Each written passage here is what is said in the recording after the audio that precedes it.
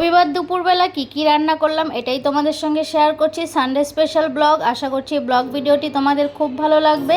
পুরো ভিডিওটি দেখে তোমরা লাইক কমেন্ট শেয়ার করে আমার পাশে থেকো। হ্যালো সবাইকে, গুড মর্নিং। প্রিয়াঙ্কা কর চ্যানেলে আবার একটা নতুন ভিডিওতে তোমাদেরকে অনেক অনেক স্বাগত জানাচ্ছি। আশা করছি সবাই ভালো আছো আর আমরাও ভালো আছি। রবিবার দিনটা একদমই বেকার গেল, কারণ সকাল থেকে বৃষ্টি হচ্ছে। ঘুম থেকে উঠেই দেখি বৃষ্টি পড়ছে, পুরো একটানা বৃষ্টি হচ্ছিল। সারাটা দিন বৃষ্টি পড়েছে, সন্ধেবেলাও বৃষ্টি পড়ছিল।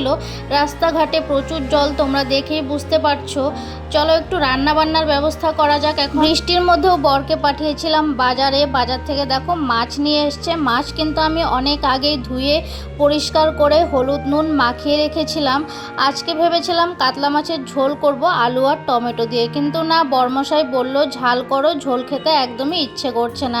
তাই মাছগুলোকে ধুয়ে পরিষ্কার করে হলুদ নুন মাখিয়ে রেখেছিলাম।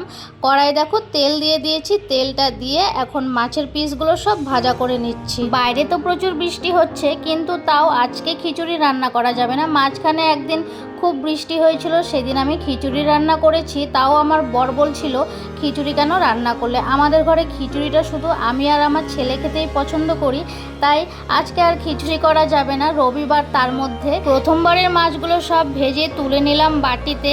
আর আজকে 2 মুঠি লাল শাক আনা হয়েছিল। বরকে বলেছিলাম একটু লাল শাক নিয়ে আসবে, অনেকদিন লাল শাক খাওয়া হয় না, তাই ও নিয়ে এসছে লাল শাক। ওকে বলেছি একটু ধুয়ে পরিষ্কার করে দাও। এদিকে আমি মাছের ঝালের জন্য মশলাটা রেডি করে নেই। একদম সিম্পল মশলা, যা যা দিতে হয় সেগুলোই আমি দিয়ে দিয়েছি। টমেটো, পেঁয়াজ, কাঁচা লঙ্কা, আদা।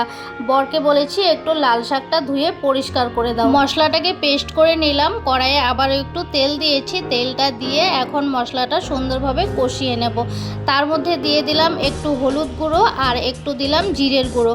আর এইদিকে দেখো মাছের মাথাটাকে আমি ভেঙে নিচ্ছি। আজকে ভাবছি মাছের মাথাটা দিয়ে একটু মিক্স ডাল দিয়ে ঘন্ট করব, মুড়ি ঘন্টর মতো করব। তাই মাছের মাথাটাকে পুরো ভেঙে দিলাম খুন্তি দিয়ে। আজকে মাছের মাথা দিয়ে মিক্স ডাল দিয়ে মুড়ি ঘন্টটা করেছি, খেতে এত দারুণ হয়েছিল। সত্যি বলছি, তোমাদের সঙ্গে একদিন রেসিপিটা শেয়ার করব। আজকে অ্যাকচুয়ালি আমার রান্না করতে খুব দেরি হয়ে গেছিলো, তাই পুরো রেসিপিটা তোমাদের সঙ্গে শেয়ার করতে আবারও যখন মাছের মাথা দিয়ে মুড়ি ঘন্ট করব মিক্স ডাল দিয়ে, তখন রেসিপিটা অবশ্যই তোমাদের সঙ্গে শেয়ার করব। কথা বলতে বলতে দেখো মাছের ঝালটা কিন্তু হয়ে গেছে।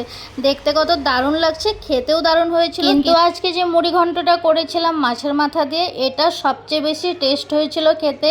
আমার বড় বলছিল। এদিকে দেখো এটা কিন্তু রান্না করেও নিচ্ছি।